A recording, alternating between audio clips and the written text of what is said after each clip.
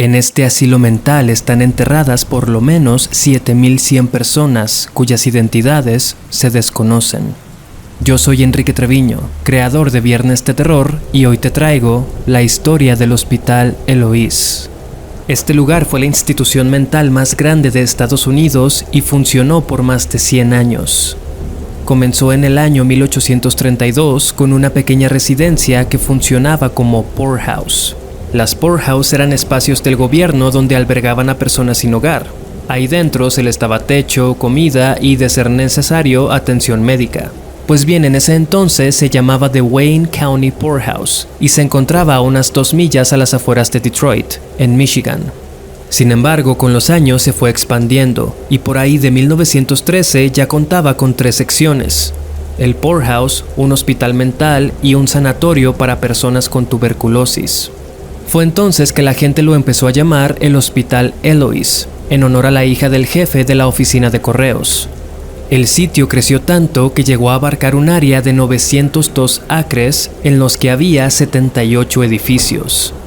Era tan grande que contaba con su propia estación de policía y de bomberos, así como un sistema de tranvía, además de una oficina postal, granjas de cerdos, de lácteos y hasta una escuela.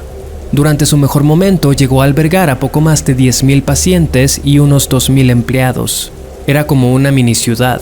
Sin embargo, no era un lugar que la gente quería visitar. Durante aquella época, los tratamientos para las aflicciones mentales distaban muchísimo de lo que conocemos en la actualidad. Sin mencionar que en ese entonces cualquier persona podía ser internada en uno de estos sitios en contra de su voluntad.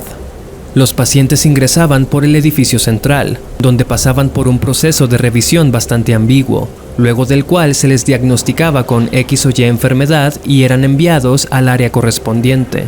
En algunos episodios de mi podcast he hablado de cómo en ese entonces la medicina veía con malos ojos las cosas como la fijación por el arte, las malformaciones físicas, los trastornos del habla e incluso la posición social.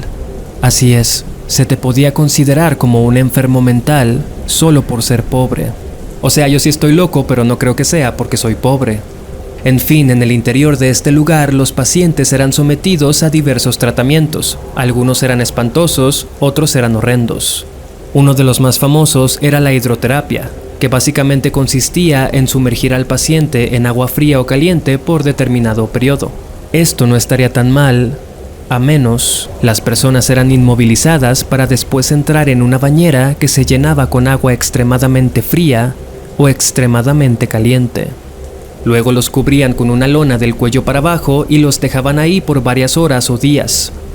Sí, días. Se tiene registro de al menos 2 pacientes que perdieron la vida durante este tratamiento.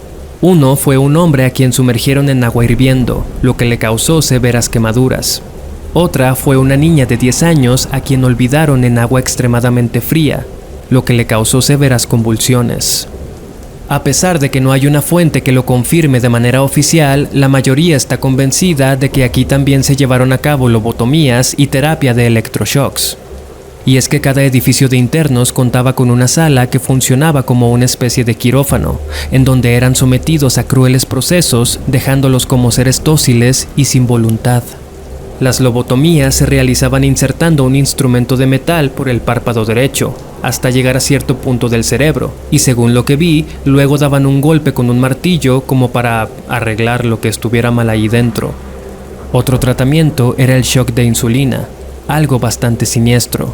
En este episodio lo explico con más detalle. Antiguamente se pensaba que los pacientes mentales no sufrían dolor, por lo que todos estos procedimientos se hicieron sin anestesia. Había una serie de celdas de confinamiento para los pacientes más problemáticos, pero nadie controlaba el tiempo que eran encerrados. A veces nada más los metían ahí para olvidarse completamente de ellos. Por supuesto, la cantidad de pacientes que moría adentro era muy grande. El asilo contaba con su propio cementerio, en el que supuestamente se enterraron a por lo menos 7.100 personas en un periodo de unas 2 décadas. Muchas de esas personas fueron abandonadas por sus familias. No había nadie que los reclamara. A veces ni siquiera se sabían sus nombres. Entonces las tumbas eran simples ladrillos con un número grabado. Se cree que hay muchas más de las que son visibles, pero el tiempo y la vegetación han cubierto las más antiguas. El hospital estuvo en funcionamiento hasta 1986, cuando cerró por fin sus puertas y los pacientes fueron enviados a otras clínicas. De los 78 edificios que conformaban el asilo, solamente 5 siguen en pie. Por supuesto, las historias de fantasmas abundan, almas en pena que vagan por los corredores, gritos y llantos que pueden ser escuchados prácticamente a cualquier hora. De hecho, hay varios recorridos paranormales que hacen de atracción turística para visitantes. Algo muy curioso que cuentan los empleados es que este lugar parece ser un nido para apariciones de doppelgangers. Los compañeros se han visto merodear por los pasillos, pero con un comportamiento extraño, para después descubrir que nunca estuvieron ahí.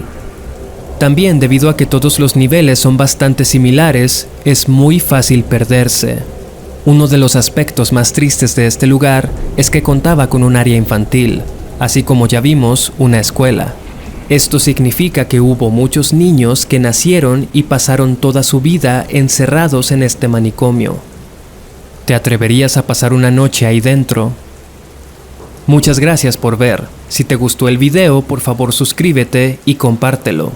Te recuerdo que puedes escuchar mi podcast Viernes de Terror aquí en YouTube y en todas las plataformas digitales. Yo soy Enrique Treviño. Hasta la próxima.